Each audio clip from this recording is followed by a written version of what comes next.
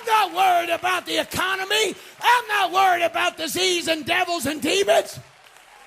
I got something working for me that operates in the invisible world.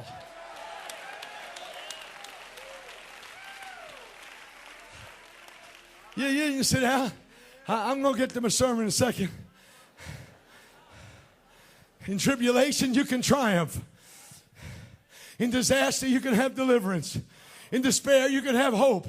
Why? Because I have an anchor that is superior to any windstorm, any storm, any situation, any devil, any demon, any sickness. I got an anchor that will hold me in overwhelming times.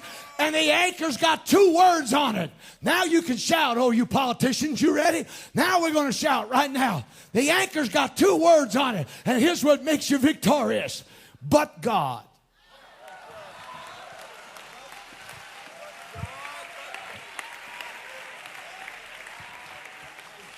You didn't get it yet. I would have blown my brains out, but God. I would have thrown the towel in, but God. I would have resigned my church, but God.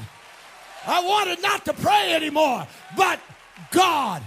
I didn't want to pay my tithe, but God. I didn't feel like singing and praising, but God, who is rich in mercy. I got a God who is rich in mercy, and I can overcome because I got a but God. Woo!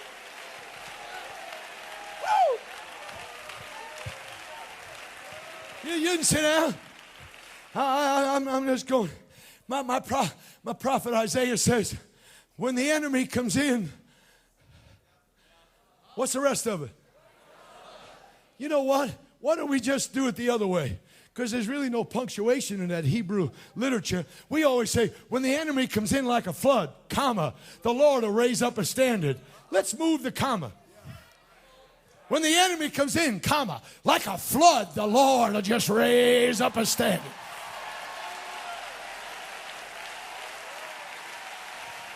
I said he's on your side. I said he's on my side. I said no weapon formed against you can prosper. I said nothing can take you out because he's on your side.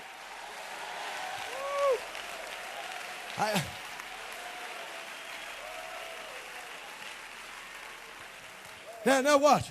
I know I'm messing with you a little bit. But you see, we have a God that intervenes and he intercepts. And I looked up the word intervene, to come between, to hinder some action, to interrupt the course of action, to intercept before an accomplishment.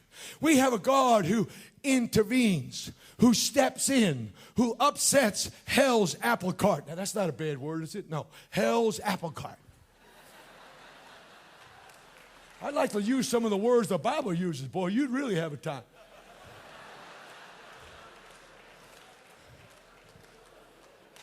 I feel like I have a word for somebody in this building right now. Don't be frustrated. You may be held and trapped by the sovereignty of God.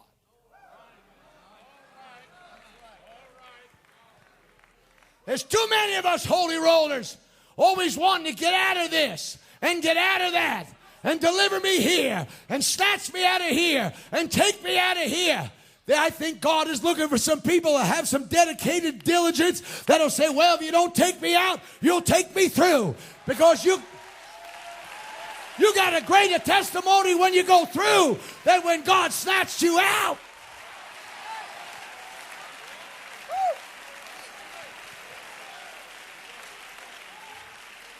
Too many of us are looking to escape, and God's wanting us to experience.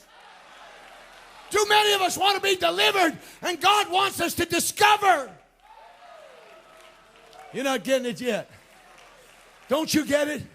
In every storm, there's a door.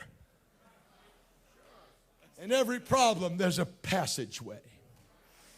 Every time God allows a God storm to come in your life, you better hold on. There's a voice coming out of the darkness. Now, they got in a storm and scared half to death, but here comes somebody walking on the water, because you're not going to experience the supernatural like you want until you go through some God storms. We all like to talk about how Job's story ended, but you remember that God spoke to Job from the whirlwind, not from the hotel of Howard Johnson's or the Radisson or wherever you folks like to lay before the Lord. Now you think I'm kidding you. See, we're being lied to by the devil that somehow God can't talk to you from a storm. That's the best place he talks from. The Bible said that Moses drew near unto the thick darkness where God was. We don't believe God can talk unless he's in light. Man, he can light up the dark. Yeah, I'm having a hard time here. I really am. When Adam and Eve sinned, they should have been taken out, but God showed up. Let me try it. You're wussy-fied, folks. And when you get into a bunch of hell and trouble and problems in your life, and you should have been taken out, but God showed up. Oh. And you who were dead in trespasses and sins had he quickened. We used to have wrong natures. We did the wrong things. We did bad things. We were filled with evil. We were all messed up. We couldn't do right. Verse 4. But God. When you and I, or maybe not some of you professional holy rollers, but some of us that were sitting on bar stools and honky-tonks and hellholes and movie theaters and gambling houses, when we were sitting right there and the devil wanted to take them out, God stepped in and said, you can't have her. You can't have him. And he snatched us out. Oh, I wish I had a witness now. Some of you need to start acting like you got snatched out instead of like you waltzed out. If you're going to get a breakthrough, sometimes you got to stop acting pretty. You got to stop acting cute. You got to bust a move. You got to go through the crowds. You got to pull the roof off. You got to scream like Bartimaeus, hey, Jesus!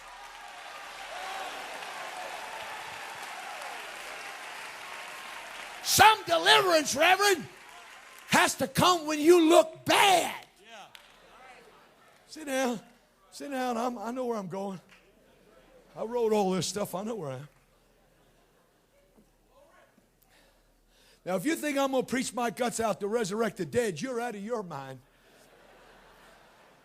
I got a great church I can preach to. I don't need to fight with you.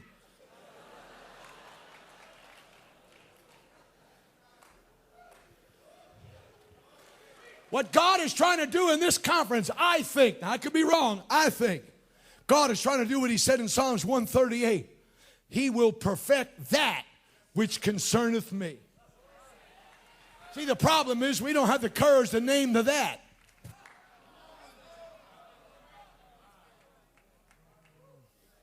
You about ready to read, Anthony? I'm not doing very good. No, I'm getting killed up here.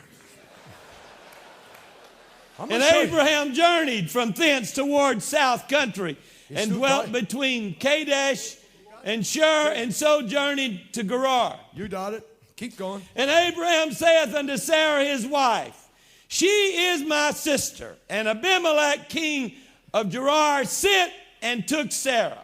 Now wait. Go ahead. But God. Stop.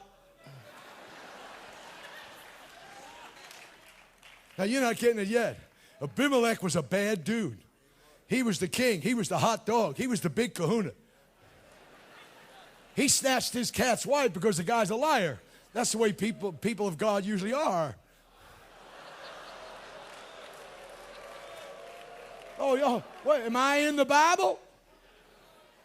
Is Abraham God's man? He just got a little problem. He's a liar. He's a deceiver, precious believer.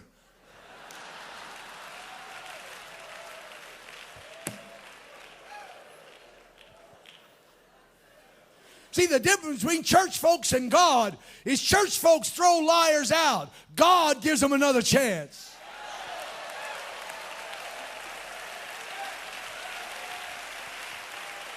Unto him who is able to do exceeding abundantly above all that we ask or think according to the power that worketh in us.